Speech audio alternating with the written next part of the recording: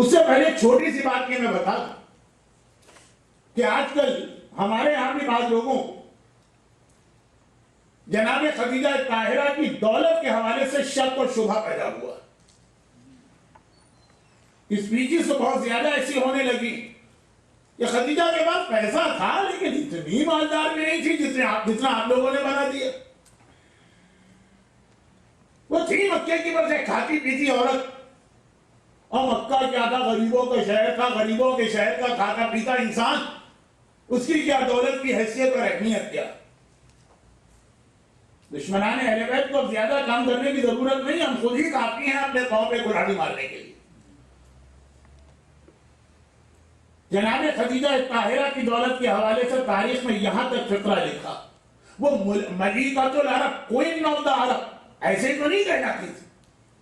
ان کا ٹائٹل ہے ملیکہ, یا امام زمانہ کی ماں کا ٹائٹل ہے ملیکہ, یا فاطمہ زہرا کی ماں کا ٹائٹل ہے ملیکہ, ملیکۃ العرب, کوئین آف عرب. اور اتنی دولت تھی ان کے پاس کہ 70,000 اونٹ, اس کے اوپر ان کی دولت, ان کا سامان تجارت تقریباً ہر وقت مختلف کاروان کی شکل کے اندر چلتا رہتا. مکہ درمیان میں ہے, مکے کے ساؤتھ میں یمن ہے, مکے کے نارتھ میں شام. مکہ یمن اور شام کو ملانے والے شہر کا نام.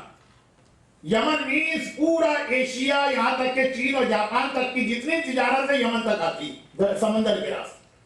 اور شام کا مطلب ہے آگے کا پورا یورپ. یورپ کا سارا سامان تجارت شام آتا ہے. فار ایسٹ اور مڈل ایسٹ اور انڈیا اور پاکستان کا سارا سامان تجارت یمن آتا ہے. یمن سے یہ بائی روڈ شام جاتا ہے, شام کا سامان بائی روڈ یمن آگے, پھر کارگو شپ میں آگے جاتا, اور مکہ اس کے بالکل بیچ میں موجود. تو جناب خدیجہ کے آدھے قافلے ادھر جاتے تھے, آدھے قافلے ادھر جاتے تھے. یاد کرو تم اپنے سردی اور گرمی کے کاروانز کو جو قرآن لے علاقے قریش کے سورج. جناب خدیجہ طاہرہ کے 70,000 اونٹ. اب ایک صاحب کہنے لگے کہ مولانا 70,000 اونٹ اگر باندھے جائیں گے تو مکے میں تو اتنی جگہ بھی نہیں کہ وہاں 70,000 اونٹ آ جائے.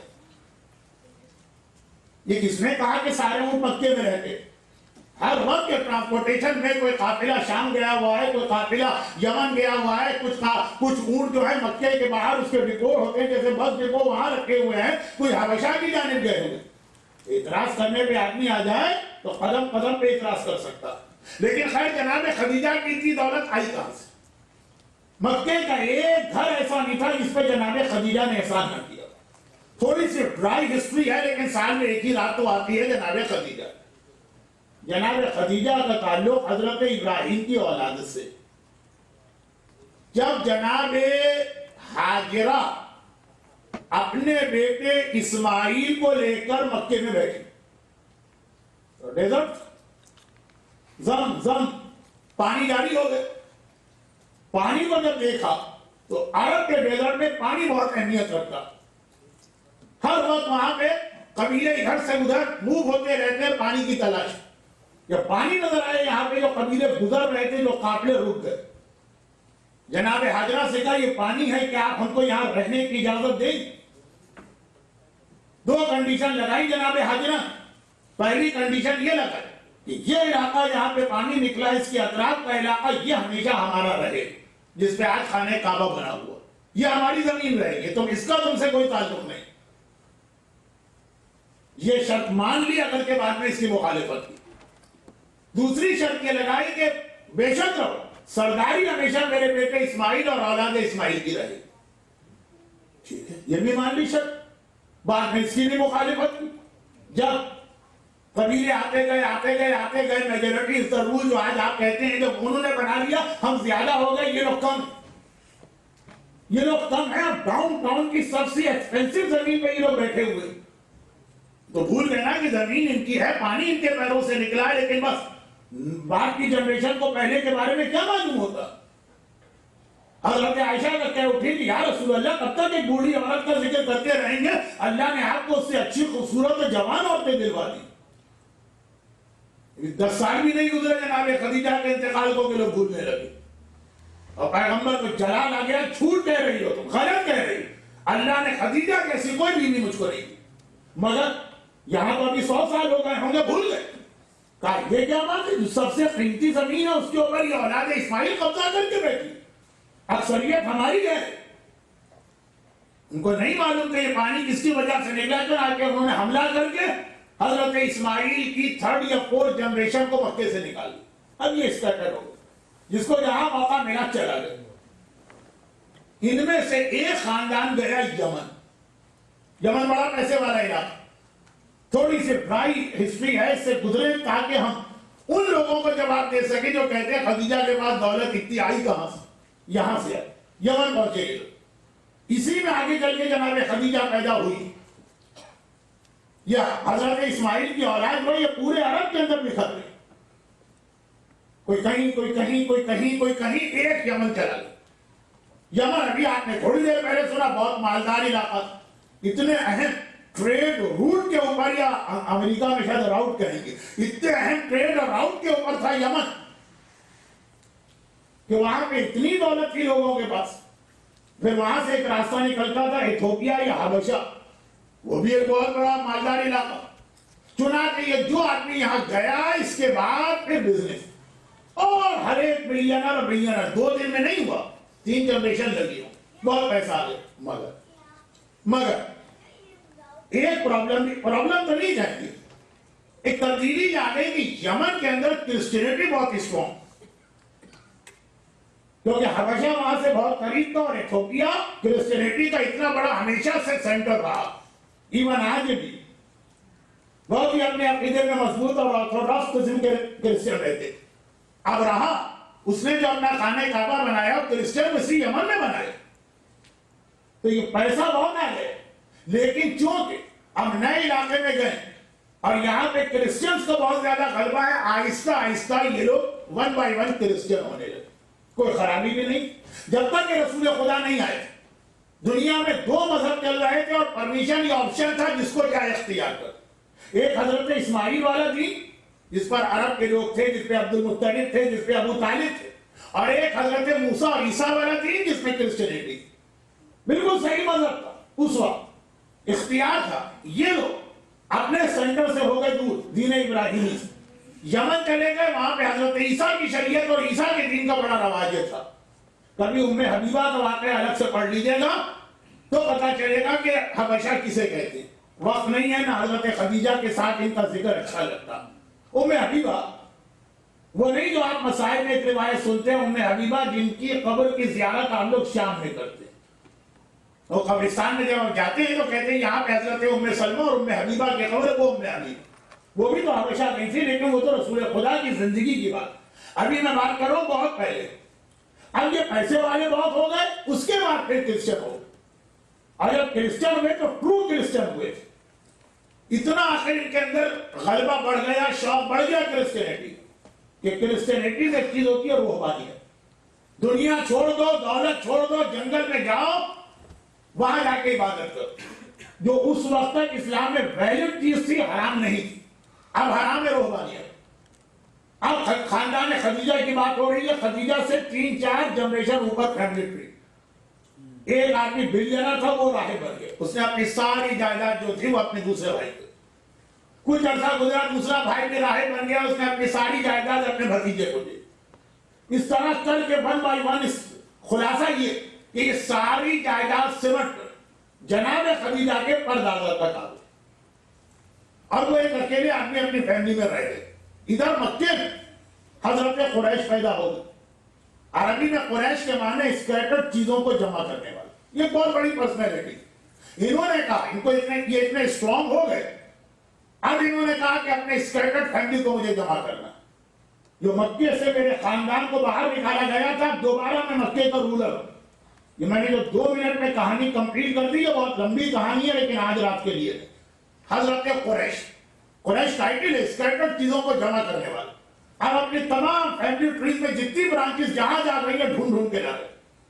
پتا چلا کہ ہماری فیملی کی ایک برانچ یمن پہنچ گئی ہے، وہاں سے ہم کو ڈھونڈ کے جائے. اور اس میں جناب خمیل جو ایسے بنے کہ پورے یہ جتنے بھی ان کے بزرگوں کی دولت تھی، ایک نے 1 بلین دولت چھوڑی تھی، وہ سب ان کے ہاتھ میں آ گئی. اور ان کا انتقال ہوا، یہ ساری دولت جناب خدیجہ کو ملی. تو جناب خدیجہ کے پاس خالی اپنے باپ کی جانب سے آنے والی دولت نہیں بلکہ اپنے فیملی کے وہ 40-50 بلین سال 2 سال کی بات نہیں ہے، کچھ 100 سال کے اندر جو لوگ جو ایک ایک کر کے ٹرو بلیور بنے حضرت عیسیٰ دولت دنیا اپنے دوسرے بھائیوں کو دے کر سب جمع ہوئی جناب خدیجہ کے ہاتھ.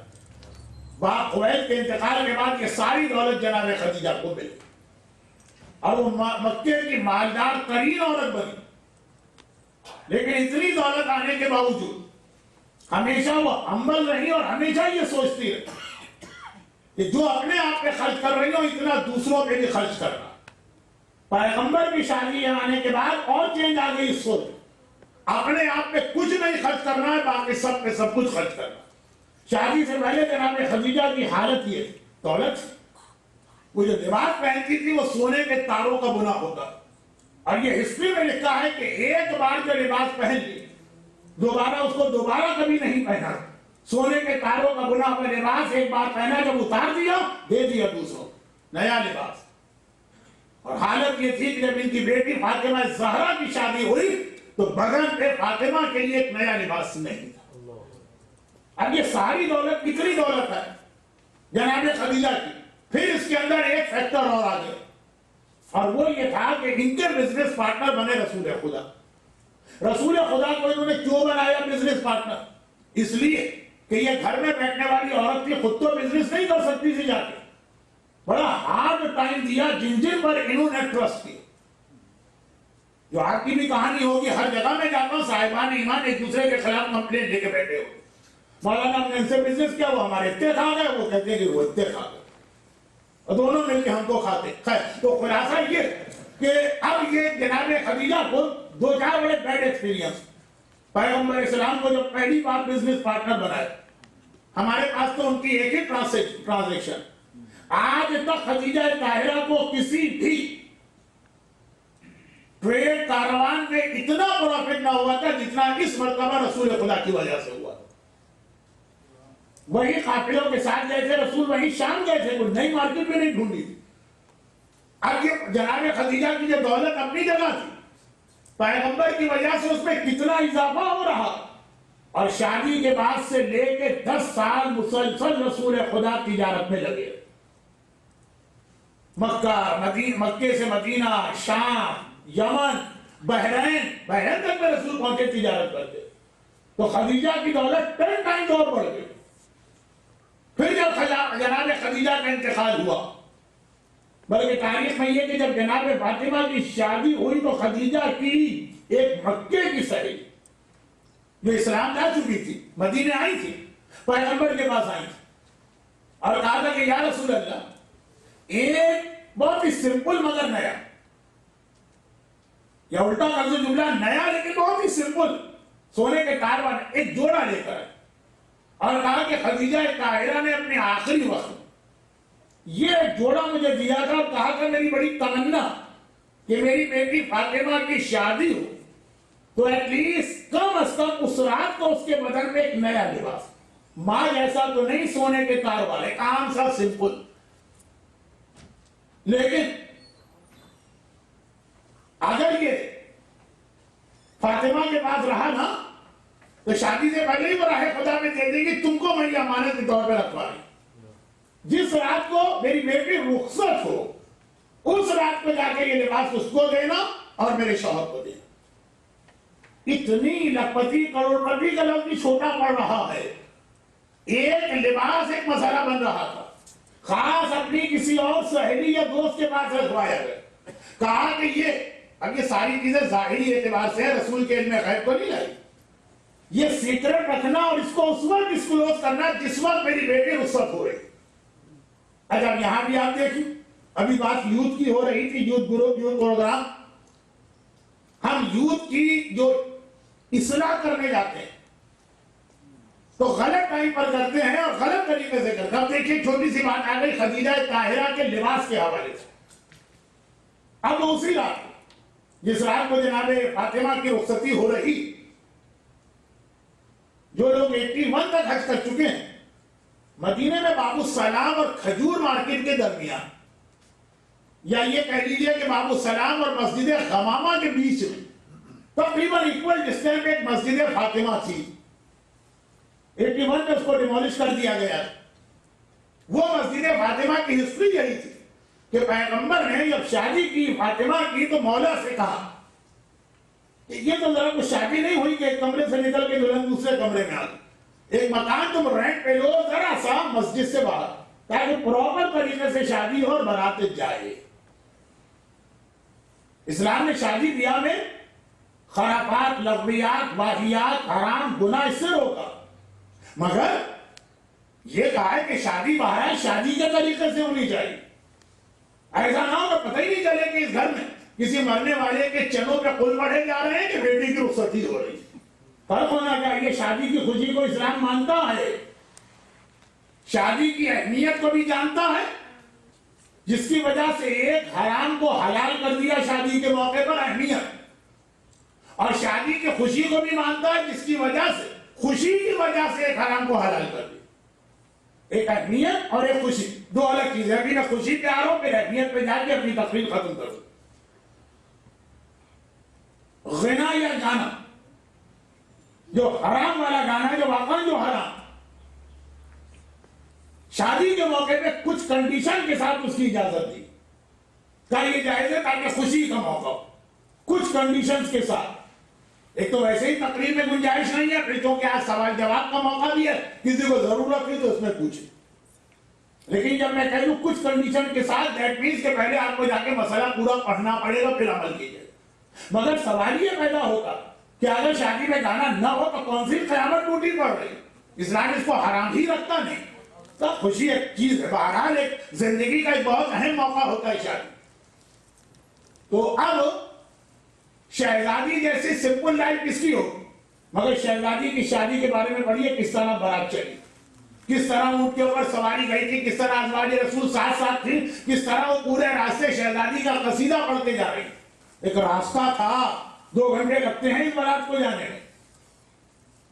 لیکن خیر، میں بات یہ کہہ رہا تھا کہ آپ دیکھیے خدیجہ کی خواہش، جو خواہش میں نے اس پوائنٹ آف ویو سے نہیں پڑھی کہ باپ اور ماں کو اپنی بیٹی کو کس طرح رخصت کرنا ہے، یہ نہیں، اس پوائنٹ آف ویو سے پڑھی جو عرب کی سب سے مالدار عورت، سونے کے تاروں سے بنا ہوا لباس پہننے والی، ایک بار جو لباس پہنا دوبارہ ضرورت نہ پڑی پہننے کی، اس کی صرف ایک بیٹی ہے، بیٹی کی شادی کی خوشی اتنی ہے، مگر صرف ایک لباس بڑی مشکل سے بچا پا رہی ہے، وہ بھی ایک سمپل سا لباس۔